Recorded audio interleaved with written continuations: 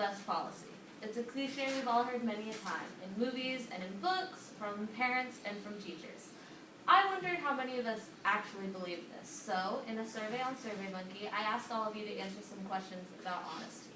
A whopping 90% of you said you believe that being honest is very important, and the other 10% said being honest is at least somewhat important.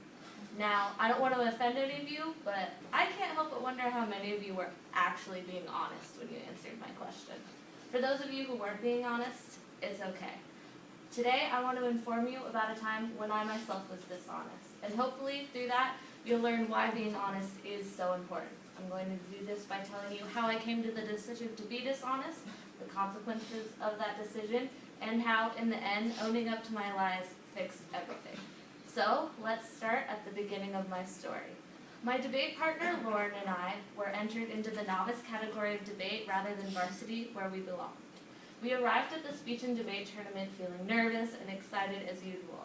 However, once the people running the tournament had posted the places where rounds would be, we immediately realized something was wrong. Our names weren't on the sheet for the varsity debaters. We panicked for a moment before realizing we were missing something. We eventually found our names on the list for the novice debaters, which meant we would be debating people much less experienced than ourselves. I immediately felt stressed and confused, and I could feel a pit in my stomach beginning to form. We looked around for our debate coach to ask him what we should do, but of course we couldn't find him, because you can never find those people when you need them. We did find our friend Jessica, who laughed at our situation and said, "Well, have fun, guys," before running off with her partner to go to their first debate round. Lauren and I were even more confused about what we were supposed to do than before. Eventually, we came to the decision to go ahead and debate novice, because we didn't have our coach to ask him what to do, and we had the encouragement of Jessica. So we decided to do it, even though we both had our misgivings. We figured, how big of a deal could it be?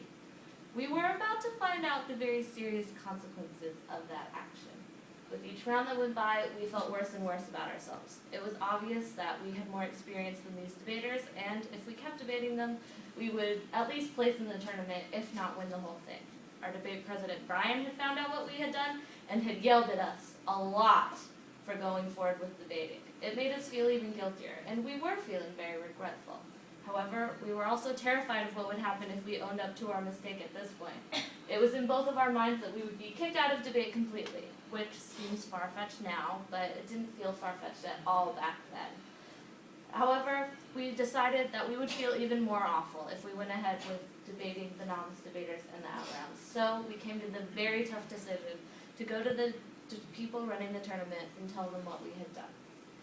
It turns out that this was the very best thing Lauren and I could have done.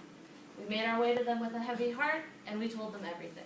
Rather than being angry with us or even being upset, they praised us for coming to them. They told us that it was much easier to fix our mistake now rather than waiting until we had placed in the tournament. We felt pretty amazing hearing their praise, and I felt that pit in the center of my stomach dissipate immediately. When we told our team what we had done, they were also very proud of us. In fact, the debate president, Brian, came and apologized to us personally for being so harsh with us earlier. And that was the best thing that happened. It was even better than hearing the praise from the people running the tournament. However, I still look back on that night and I think about how much easier it would have been to be honest in the first place and not go ahead with debating at all. We could have saved ourselves a lot of stress, we could have saved the team a lot of stress, and we probably could have saved the people running the tournament a lot of paperwork.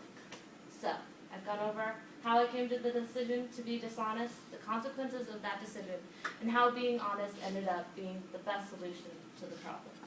So back to the survey you all took for me. 57% of you said that you think that you try to be honest all the time. So hopefully at least 43% of you have learned from my mistakes today that honesty really is always the best policy.